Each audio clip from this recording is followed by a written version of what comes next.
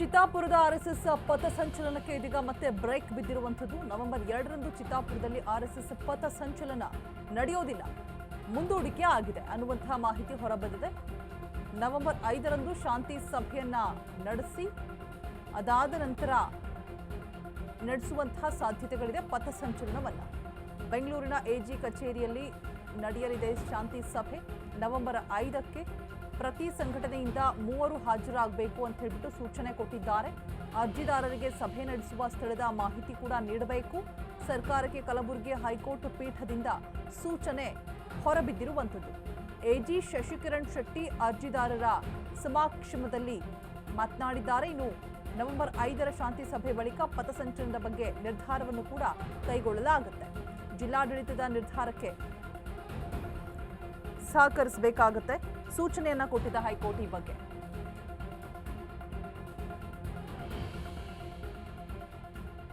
ಬಗ್ಗೆ ಹೆಚ್ಚಿನ ಡೀಟೇಲ್ಸ್ ಅನ್ನ ಕೊಡೋದಕ್ಕೆ ಛಲವಾದಿ ನಾರಾಯಣಸ್ವಾಮಿ ಅವರು ದೂರವಾಣಿ ಸಂಪರ್ಕದಲ್ಲಿ ಜಾಯಿನ್ ಆಗ್ತಾ ಇದ್ದಾರೆ. ಸರ್, ಈಗ ಶಾಂತಿ ಸಭೆ ನವೆಂಬರ್ 5ಕ್ಕೆ ನಡೆಸಿಬಿಟ್ಟು ಅದಾದ ನಂತರ ಪಥಸಂಚಲನವನ್ನ ಹಮ್ಮಿಕೊಳ್ಳಲಾಗುತ್ತೆ ಅನ್ನುವಂತಹ ಮಾಹಿತಿ ಇದೆ.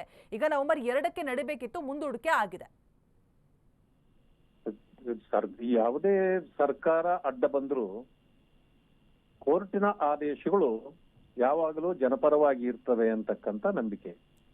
ಎರಡನೇ ವಿಷಯ ಏನಂತಂದ್ರೆ, ಈಗ ಶಾಂತಿ ಸಭೆ 28ಕ್ಕೆ ನಡೆಯಬೇಕಾಗಿತ್ತು. ಹೌದು. ಈ ಶಾಂತಿ ಸಭೆ ಗೊಂದಲದ ಗೂಡಾಗಿ ಅಲ್ಲಿ ಮಾಡ್ಲಿಕ್ಕೆ ಆಗ್ಲಿಲ್ಲ. ಸೊ ಆ ಕಾರಣದಿಂದಾಗಿ ಶಾಂತಿ ಸಭೆ ಅಪೂರ್ಣವಾಗಿದ್ದರಿಂದ ಮತ್ತೊಮ್ಮೆ ಶಾಂತಿ ಸಭೆಯನ್ನ 5ನೇ ತಾರೀಕು 3 ಗಂಟೆಗೆ ಅದರಲ್ಲೂ ಬೆಂಗಳೂರಿನಲ್ಲಿ ಮಾಡ್ಲಿಕ್ಕೆ ಈಗ ವ್ಯವಸ್ಥೆ ಮಾಡಲಾಗಿದೆ. ಆ ಶಾಂತಿ ಸಭೆಯ ತೀರ್ಮಾನದಂತೆ 7ನೇ ತಾರೀಕು ಮತ್ತೆ ವಿಚಾರಣೆ ಪ್ರಾರಂಭ ಆಗತ್ತೆ. ಆವತ್ತು ಕೋರ್ಟ್ ತನ್ನ ತೀರ್ಮಾನವನ್ನು ಕೊಡ್ತದೆ. ಆ ತೀರ್ಮಾನಗಳಂತೆ ನಾವೆಲ್ಲನೂ ಅದಕ್ಕೆ ತಲೆಬಾಗಿ ನಡ್ಕೊಳ್ತೇವೆ.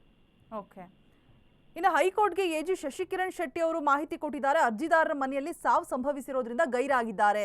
ಬಿಕಾಸ್ ಏನು ಆ ಸಭೆಯನ್ನ ನಡೆಸ್ತಾರೆ, ಆ ಸಭೆಗೆ ಹಾಜರಾಗಬೇಕಾಗಿದ್ದು ಕಡ್ಡಾಯ ಆಗಿರುತ್ತೆ. ಬಟ್ ಗೈರಾಗಿರೋದು ಸಮಸ್ಯೆ ಉಂಟಾಗೋದಿಲ್ವಾ? ಮತ್ತೆ ಪುನಃ ಇದು ಮರುಕಳಿಸಿದ್ರೆ, ಬಿಕಾಸ್ ಮತ್ತೆ ನವೆಂಬರ್ 5ಕ್ಕೆ ಶಾಂತಿ ಸಭೆ ಇದೆ.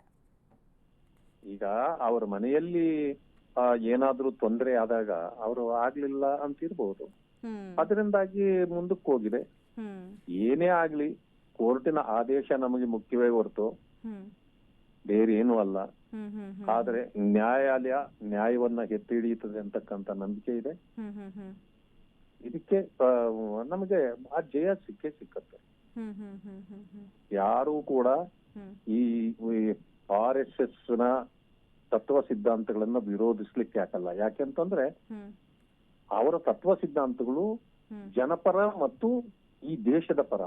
ಆ ಕಾರಣದಿಂದ ಯಾರು ಅವರನ್ನ ತಡಿಬೇಕಂತಂದ್ರೆ ಅವರ ಸಿದ್ಧಾಂತಗಳನ್ನ ಯಾರು ತಡೆಯಲಿಕ್ಕೆ ಸಾಧ್ಯ ಇಲ್ಲ. ಅದರ ಪ್ರಕಾರ ಆಗತ್ತೆ. ಆದ್ರೆ ಹಿಂದೆ ಮುಂದೆ ಆಗ್ತಕ್ಕಂತ ಇದಿದೆ ಅಷ್ಟೇ. ಯಾರ್ಯಾರು ಈಗಾಗ್ಲೇ ಯಾರು ಸರ್ಕಾರಿ ಅಧಿಕಾರದಲ್ಲಿರ್ತಕ್ಕಂಥವ್ರು ಭಾಗವಹಿಸಿದ್ರು, ಅದರಿಂದಾಗಿ ಅವ್ರನ್ನ ಸಸ್ಪೆಂಡ್ ಮಾಡಿದ್ರು, ಕೆಲವರಿಗೆ ನೋಟಿಸ್ ಕೊಟ್ರು, ಇವರೆಲ್ರಿಗೂ ಕೂಡ ಕೋರ್ಟ್ ಇವತ್ತು ಕಪಾಳ ಮೋಕ್ಷ ಮಾಡಿದೆ. ಅವರು ಯಾರನ್ನ ಇವರು ಸಸ್ಪೆಂಡ್ ಮಾಡಿದ್ರು ಸರ್ಕಾರದಿಂದ, ಇವತ್ತು ಕೋರ್ಟ್ ಅದನ್ನ ಇದು ತಡೆ ಹಿಡಿಯೋದ್ರ ಮೂಲಕ ಸರ್ಕಾರಕ್ಕೆ ಕಪಾಳ ಮೋಕ್ಷ ಮಾಡಿದೆ. ಇದು ಅರ್ಥ ಮಾಡ್ಕೊಳ್ಬೇಕು. ಯಾಕಂತಂದ್ರೆ ಒಂದು ಸರ್ಕಾರಿ ಅಧಿಕಾರಿಗಳು, ಸರ್ಕಾರಿ ಸೇವೆಯಲ್ಲಿ ಇರ್ತಕ್ಕಂಥವ್ರು ಯಾರು ಕೂಡ ರಾಜಕೀಯ ಪಕ್ಷಗಳ ಚಟುವಟಿಕೆಗಳಲ್ಲಿ ಭಾಗವಹಿಸಬಾರದೇ ಹೊರತು ರಾಜಕೀಯೇತರ ಸಂಘಟನೆಗಳಲ್ಲಿ ಇರಬಹುದು ಅನ್ನೋದು ಕಾನೂನಿನಲ್ಲೇ ಇದೆ.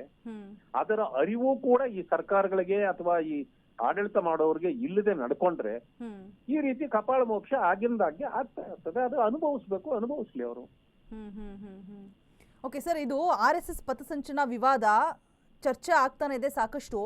ಮತ್ತೆ ಒಂದ್ ಕಡೆ ಆರೋಪಗಳು ಕೂಡ ಕೇಳಿ ಬರ್ತಾ ಇದೆ, ಈ ವಿವಾದವನ್ನ ಬಗೆಹರಿಸೋದಕ್ಕೆ ಅರ್ಜಿದಾರರು ಸಹಕರಿಸ್ತಾ ಇಲ್ಲ, ಅರ್ಜಿ ಇತ್ಯರ್ಥ ಮಾಡೋದಕ್ಕೆ ಅರ್ಜಿದಾರರು ಬಿಡ್ತಾ ಇಲ್ಲ ಅನ್ನುವಂತಹ ಆರೋಪಗಳು ಕೇಳಿ ಬರ್ತಾ ಇದೆ. ಇದ್ರ ಬಗ್ಗೆ ಏನ್ ಹೇಳ್ತೀರಾ ಸರ್? ಇಲ್ಲ, ಅರ್ಜಿದಾರರು ಆ ಸಂದರ್ಭಕ್ಕೆ ಹೋಗಿಕ್ಕೆ ಆಗಿರ್ಲಿಲ್ಲ ಅನ್ನೋದು ಅಷ್ಟೇ ಬಂದಿರೋದು. ಈಗ ಅವ್ರ ಮನೆಯಲ್ಲಿ ಅವ್ರು ಹೋಗ್ಲಿಕ್ಕೆ ಅದು ಏನ್ ಮನೆಯ ಸಮಸ್ಯೆ ಬಂದ್ರೆ ಪಾಪ ಅವ್ರು ಏನ್ ಮಾಡ್ಲಿಕ್ಕಾಗಲ್ಲ. ಹೀಗಾಗಿ ಈಗ 5ನೇ ತಾರೀಕು 3 ಗಂಟೆಗೆ ಎಜಿ ಅವರ ಕಚೇರಿಯಲ್ಲೇ ಕರೆದಿದ್ದಾರೆ, ಅವತ್ತು ಭೇಟಿ ಆಗ್ತಾರೆ, ಮುಗೀತು. ಇತ್ಯರ್ಥ ಆಗ್ಲೇಬೇಕಲ್ವಾ, ಆಗ್ತದೆ. ಏನೆಲ್ಲ ಮಹತ್ತರ ಬೆಳವಣಿಗೆಗಳು ಆಗಬಹುದು? ನೋಡಿ, ಮಹತ್ತರ ಬೆಳವಣಿಗೆ ಏನೂ ಇಲ್ಲ.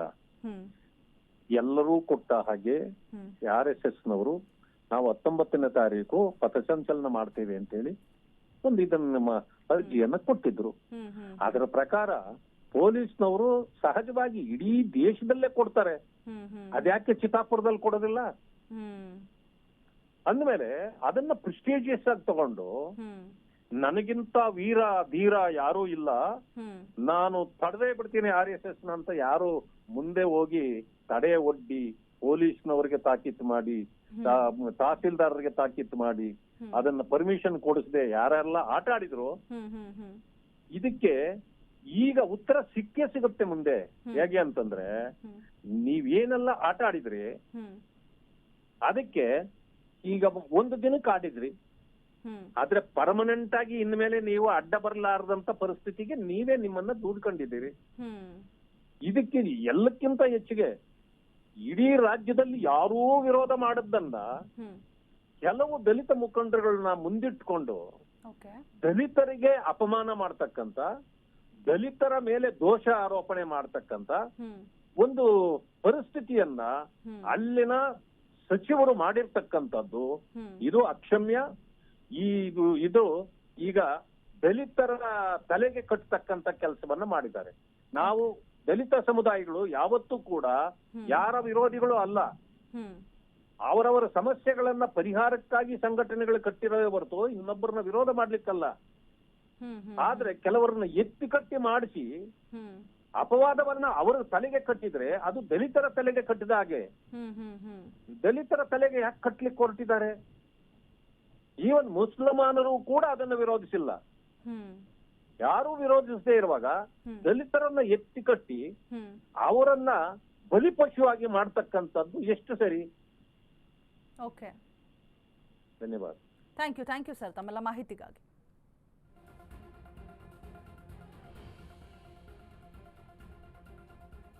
ಇದೀಗ ಒಂದು ಕಡೆ ಮನೆಯಲ್ಲಿ ಅರ್ಜಿದಾರರ ಪರ ವಕೀಲ ಅರುಣ್ ಶ್ಯಾಮ್ ವಾದವನ್ನ ಮಂಡಿಸಿದ್ರು. ಹಾಜರಾಗೋಕೆ ಸಾಧ್ಯ ಆಗಿಲ್ಲ, ಬಿಕಾಸ್ ನೋವಿತ್ತು, ಮನೆಯಲ್ಲಿ ಸಾವಾಗಿತ್ತು ಅಂತ ಹೇಳ್ಬಿಟ್ಟು.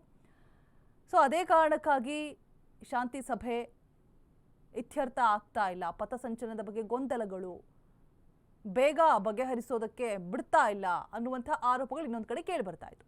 ಈ ಬಗ್ಗೆ ಇವ್ರು ಕೂಡ ಹೇಳ್ತಾರೆ, ಬಟ್ ಒಂದು ಮನೆಯಲ್ಲಿ ಸಾವು ನೋವಾದಾಗ ಹೇಗೆ ಹಾಜರಾಗಕ್ಕಾಗತ್ತೆ? ಕಾರಣಾಂತರಗಳಿಂದ ಆಗಿಲ್ಲ ಅಷ್ಟೇ, ಅದನ್ನೇ ಮುಂದಿಟ್ಕೊಂಡು ಮಾತನಾಡೋದು ಸರಿಯಲ್ಲ.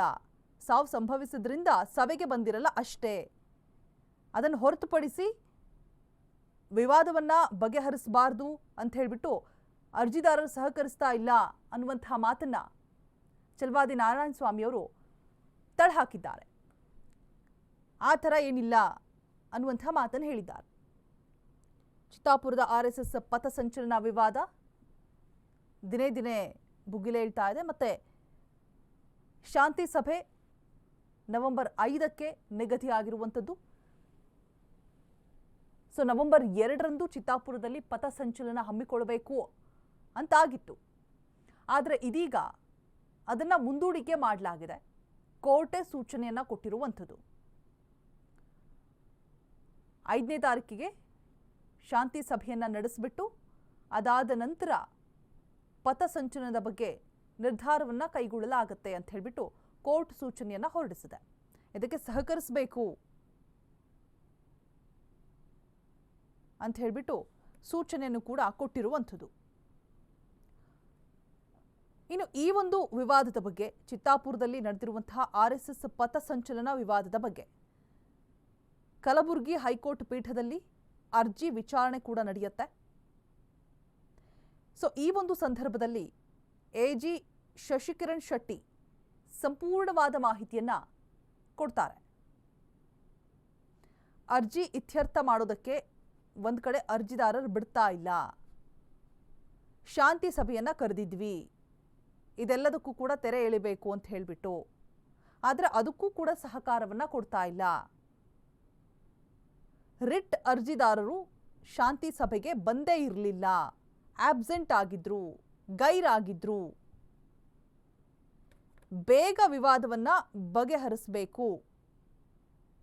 ಹೌದು, ಆದರೆ ಇದಕ್ಕೆ ಸಹಕರಿಸಬೇಕಲ್ವಾ ಅರ್ಜಿದಾರರು?